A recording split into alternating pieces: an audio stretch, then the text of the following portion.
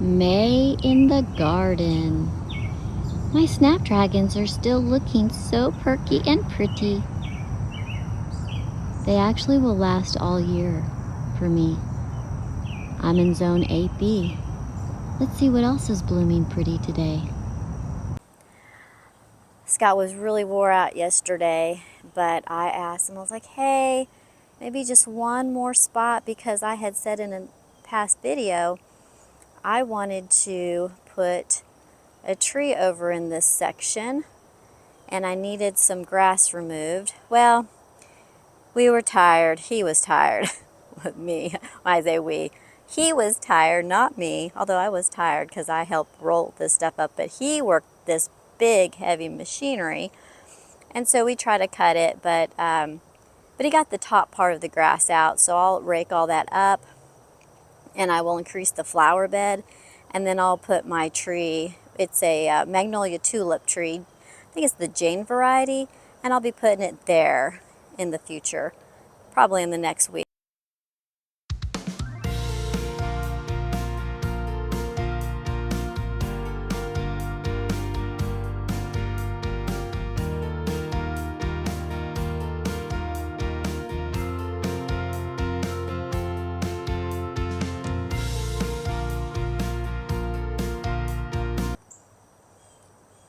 Upon entering my backyard, I have a row of Japanese holly ferns. Now this particular one is being blocked out a lot by these parrot lilies. Those parrot lilies are pretty. I do pull them up whenever I can because they just keep multiplying, and I don't want too many of them. They're pretty, but you know, after you have about 150 of them, you know, it's about time to say enough's enough and let's have other variety. And then of course I have some pretty phlox right there that's going to bloom.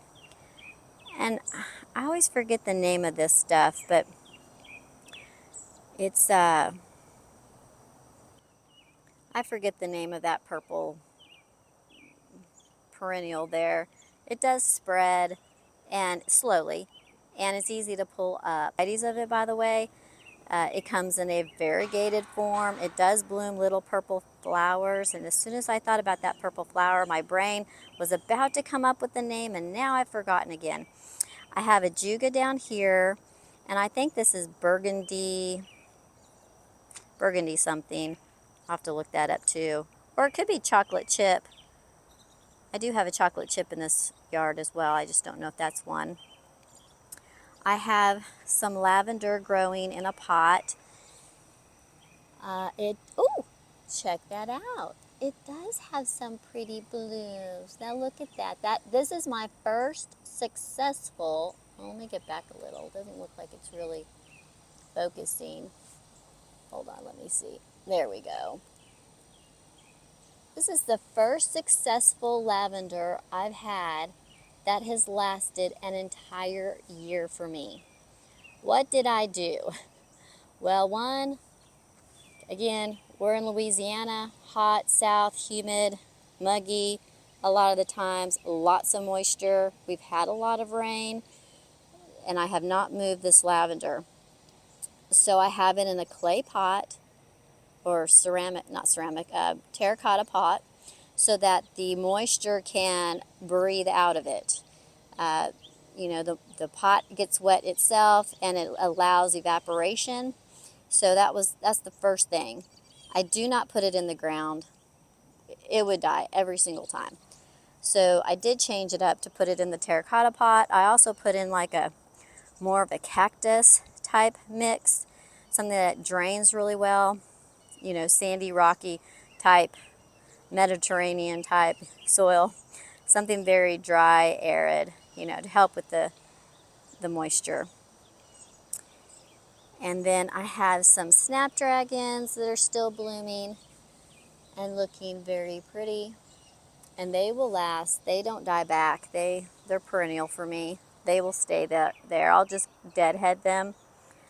I have some Russian sage there. I think that's denim and lace.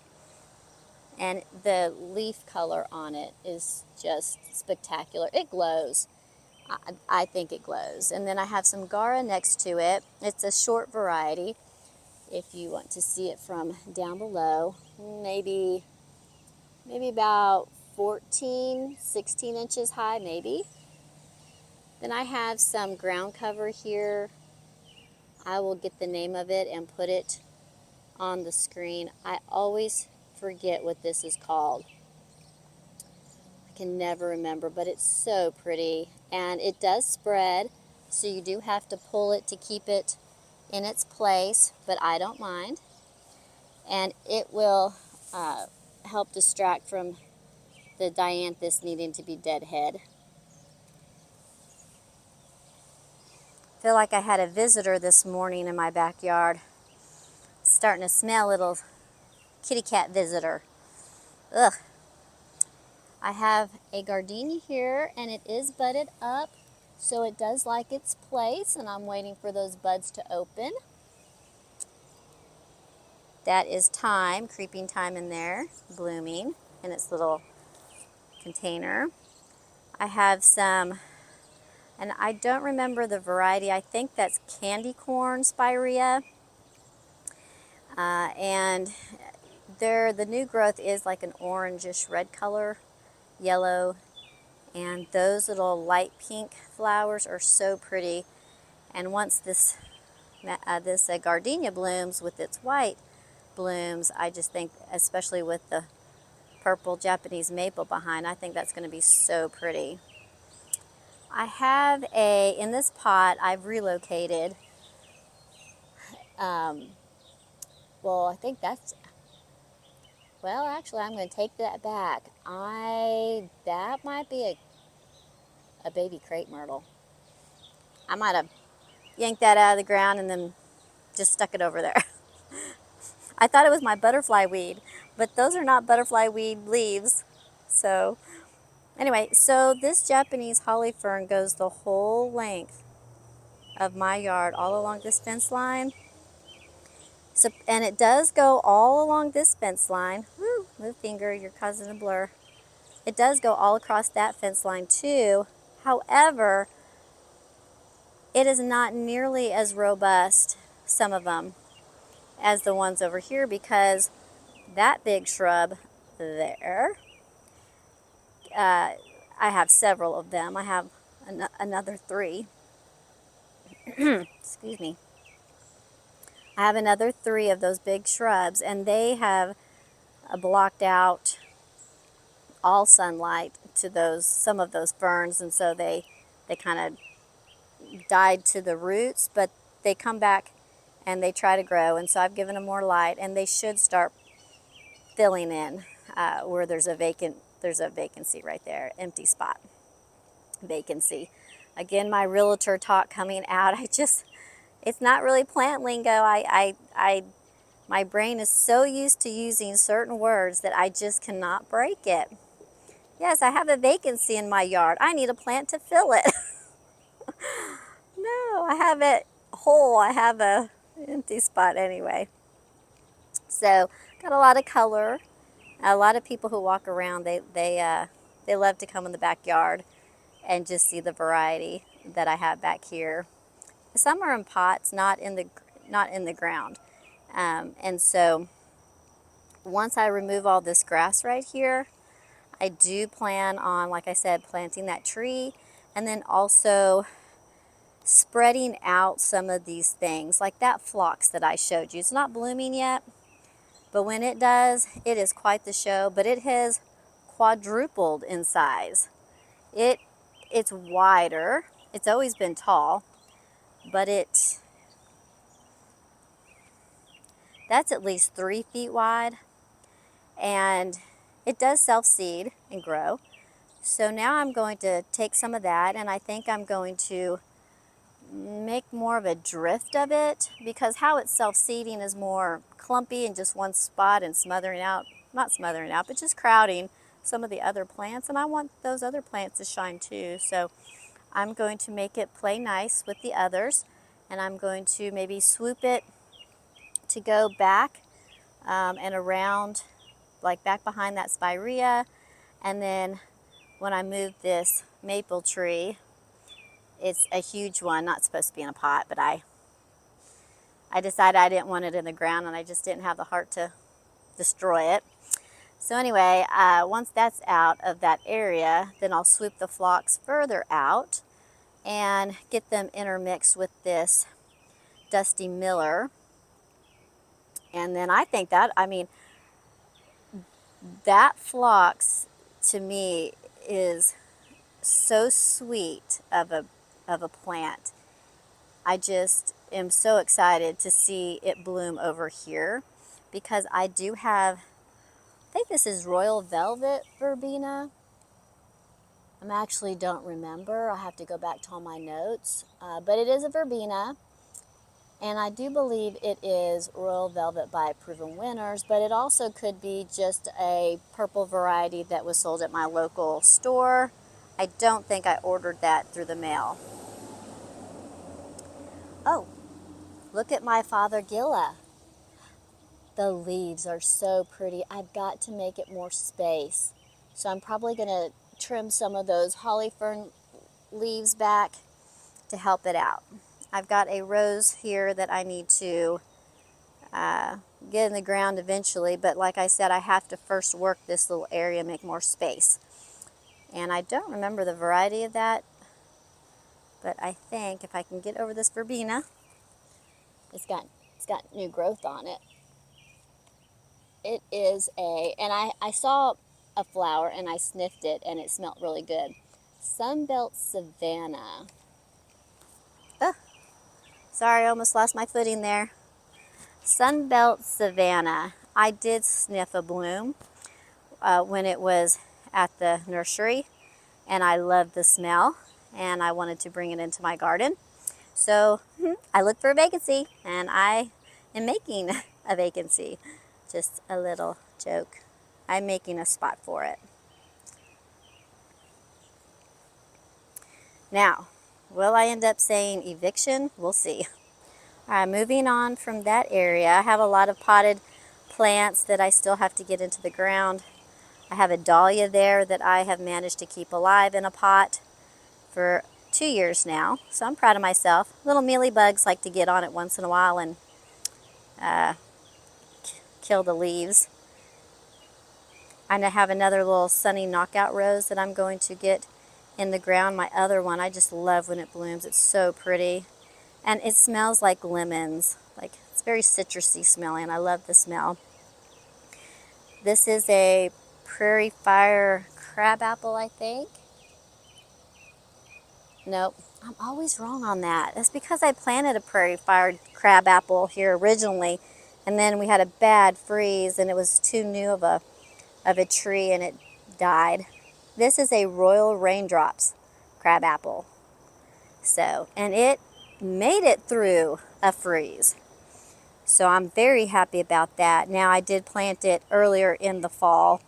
I think the other one, I might have had maybe a little too deep, or we just had a worse freeze that year. I'm not sure, but this one's doing good. And below, I have a little row of heuchera. I love that little apricot color that they have, but it has some red leaves and then some lighter pink and then even some green. Like this one has all the colors. I have some Ajuga ground cover. Burgundy Glow, I think, is what this one is. I do remove it often and put it in containers and use it around the garden and in my container plantings.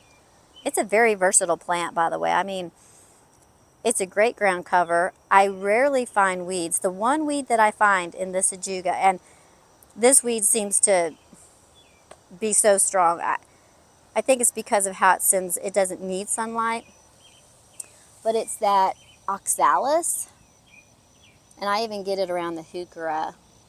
And once in a while I take the time to dig them out, but it's a losing battle, I can just say that. So when they get into a big enough clump, then they're easier to pull out, but when they're little like that, I mean, those little nuts, or the bulblets that they grow off of. They're just so tiny, it's hard. You just can't get them all. I have I think that's well, skip that part because I forgot. I just had it on the tip of my tongue, and maybe it's because I haven't eaten breakfast yet. I don't. My brain is starved for energy, I guess. So I've potted up in a pot in a pot. If you can see that black rim there, I have this. I think it's called Diplantis, Diplanandis. I always forget what the name of it is. Anyway, it's a vine. It also can grow in a little clump shape. I have some in the front flower bed, and you know, so you can kind of clip it to stay kind of small baby shrub-like.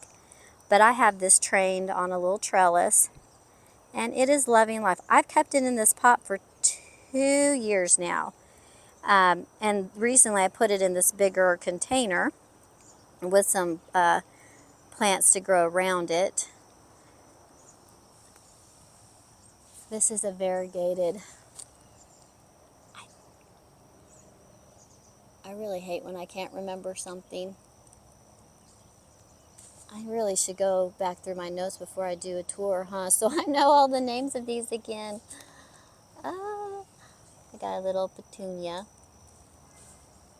And then I think this is a calabrocha, or a, yeah, I think that's a calabrocha. And I don't think it's a specific variety. I think it's just what the local garden center here grows in little 4-inch pots. They don't really always have names on their plants. They kind of sell them without tags. Have hostas back here, and this hosta does really well. I do have a lot of slugs and snails. As you can see, that poor leaf is getting eaten from the center out. I have another one back here. They're pretty big, and I do plan on removing this liriope. I work on it as often as I possibly can, but I had a lot of it. So it's going to take some time. It's going to take some time to get rid of all of it. And then okay, so this is not a fence. This is a bedpost, and from a day bed. So the posts are the same size and shape, because on a day bed they have to be the same. And it's real, they're heavy. They are so heavy. It is real steel of some sort. And I'm going to pull them up and repaint them because I want them to look a little bit more rustic. And right now they have other stuff going on. I don't mind the rust. I love rusted things. I think it's so pretty. Here's a good example of my holly ferns. See how big they are? They're massive. I probably need to divide them. But this one is right on this oak tree root. It's amazing that it can even root in there. I'm surprised. I can't even get a tip of a spade in there. Then I think these are endless summer hydrangeas. And of course, bought them when they were blue. And now they are pink. And I did put soil acidifier down, but we've had so much rain, it hasn't even impacted them. I have some chairs out here protecting some plants that I don't want to step on. I have some elephant ears back here. And then I have one canna lily popping up. I thought I had gotten all the canna lilies out of here, but there's one there. There's my other endless summer hydrangea. This one's much fuller and larger than this one over here, and I suspect the shade that this one gets from the oak tree and the holly fern is pretty substantial, so it's not growing nearly as fast, although that's okay, the leaves don't get scorched. While this one, of course, gets a lot more sun in the late afternoon, gets bright light in the morning, and then afternoon, midday, like right at noon, it doesn't have much canopy over it, so it actually does get full sun, and then it gets shade, and then it'll get very late evening sun. So it must like it, and it's near a sprinkler head, so it will get sprinkled with city water every so often. I try not to water if I can help it. I do have one of my Japanese maples dying. I see some new growth down here. So I'm thinking it's either the amount of rain or it was all the extreme wind and storms we've had. And it must just got, you know, the leaves might have just got dried out from all the wind. I'm not sure yet. I'm going to try to attempt to dig it out and just make sure the roots are not rotting. I hate to disturb it, but I think it's necessary. And let me not forget the flamethrower redbud. Still looking glorious. If that isn't the prettiest tree ever, I don't know if it goes well with the silverberry right next to. I kind of don't care now. It'll get more green as the summer progresses, but if I had to choose, which one would I keep? I think I'd keep this one because I've got more of those. Sorry, I didn't mean to hurt that silverberry bush's feelings. Here's an oak leaf hydrangea, and it is in mostly shade location. It does get the middle of the day sunlight, but then again, it's mostly going to be in shade for the day. I know they can take full sun, but this is going to get plenty of light. Even though it doesn't get direct sun, it does get a lot of filtered sunlight, bright light. So I think it'll be perfect over here. It may not grow to its normal height, but that's okay with me because, you know, I don't want everything back here crowded because I do need to be able to walk back here. This is a Nandina that sets berries and spreads, and I hope to cut that thing out one day. Hidden back here, this is not Andromeda, a Pyrrhus. This is a Japanese Pyrrhus, and I'll have to get the variety of it. It's not blooming. It's done with its blooms, but it did put on a lot of new growth, which I'm happy to see. That always is a good sign.